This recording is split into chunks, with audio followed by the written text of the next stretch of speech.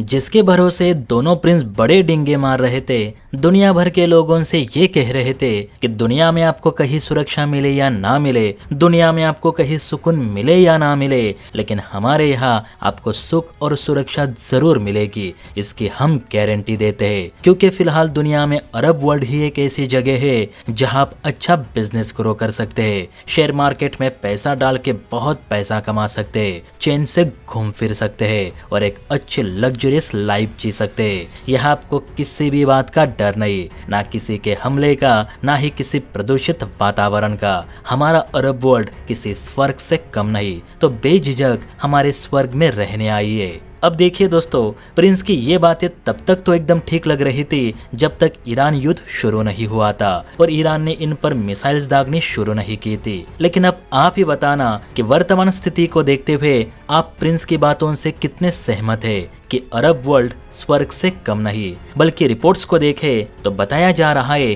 कि शेखों का यही स्वर्ग, इनके अमीर शहर अब घोस्ट सिटीज बनती जा रही है, जिन्हें देख सऊदी के प्रिंस हो या यूएई के, दोनों की नींद हराम हो चुकी है। क्योंकि सीधी सी बात है, जहां सेफ्टी नहीं वहां कोई भी रहना नहीं चाहेगा। बल्कि अरब वर्ल्ड के एक्सपर्ट ने ही चिंता जतानी शुरू कर दी है कि ईरान के ड्रोन हमलों के डर से हर दिन दर्जनों उड़ानें रद्द हो रही है। विजिटर्स ने तो 6 मार्च से अरब देशों के टिकट लेना भी बंद कर दिया है। पर्यटकों की कमी से दुबई मॉल जैसे वेस्ट इलाके सुनसान हो रहे, होटल्स खाली पड़े हैं, व्यवसाय ठप पड़ चुके हैं और कई लोग अस्थायी रूप से शहर छोड़कर जा रहे, जिसका सीधा असर यूएई, सऊदी और कतर जैसे देशों की इकोनॉमी पर दिख रहा है, जो सिर्फ तेल, गैस और टूरिस्ट की कमाई पर अपने देश चलाते हैं, जबकि ईरान ने उन्हें जमीन पर लाकर पटक दिया है। इन शेखों को लगा था कि जब तक अमेरिका उनके पीछे है, अमेरिकी हथियार उनके जमीन पर मौजूद है,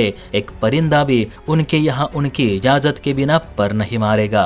लेकिन उनका ये भ्रम बीते 12 दिनों में ईरान ने चकनाचूर कर दिया है। यही वजह है कि अब ये अरब देश किसी ऐसे देश की ओर रुख कर रहे जो सच में भरोसे लायक हो, जिसके हथियार सच में युद्ध के समय अच्छे प्रदर्शन करते हो, ना कि अमेरिका की तरह सिर्फ बड़ी बड़ी बातें करते हो। और इसी बीच अब ये दावे किए जा रहे कि यूएई ने भारत के स्वदेशी डिफेंस सिस्टम यानी आकाश तीर में अपनी दिलचस्पी दिखानी शुरू कर दी है, जिसने भारत पाकिस्तान युद्ध में पाकिस्तान, चाइना और तुर्की इन 3 देशों के अलग अलग कैटेगरी के ड्रोन्स को मार गिराया था और किसी भी पाक मिसाइल को उन दिनों भारतीय रिहायशी इलाके में पहुंचने नहीं दी थी, जो कि काफी काबिले तारीफ है।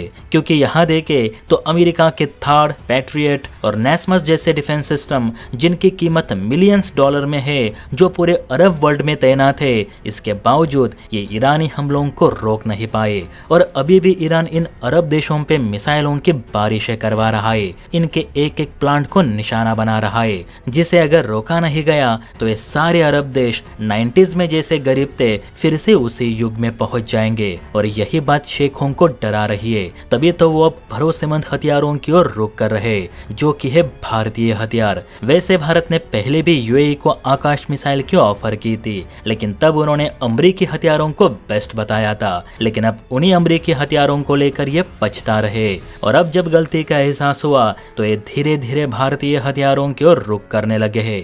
वैसे भी इनके पास और कोई ऑप्शन भी नहीं बचा, क्योंकि खुद अमेरिका इस युद्ध से पल्ले झाड़ रहा है। वो तो इजराइल है, इसलिए ईरान थोड़ा काबू में है, वरना इन अरब देशों की ईरान ने बराबर गेम बजा दी थी। आप बताना, क्या हमें अरब वर्ल्ड को वेपन सप्लाई करने चाहिए? क्या यही भारतीय हथियारों को अरब वर्ल्ड में उतारने का सही समय है? आपको क्या लगता है? नीचे कमेंट करके जरूर बताइए। और हाँ, वीडियो अच्छी लगी हो तो बेल आइकन प्रेस करके चैनल को लाइक एंड सब्सक्राइब जरूर करें। जय हिंद।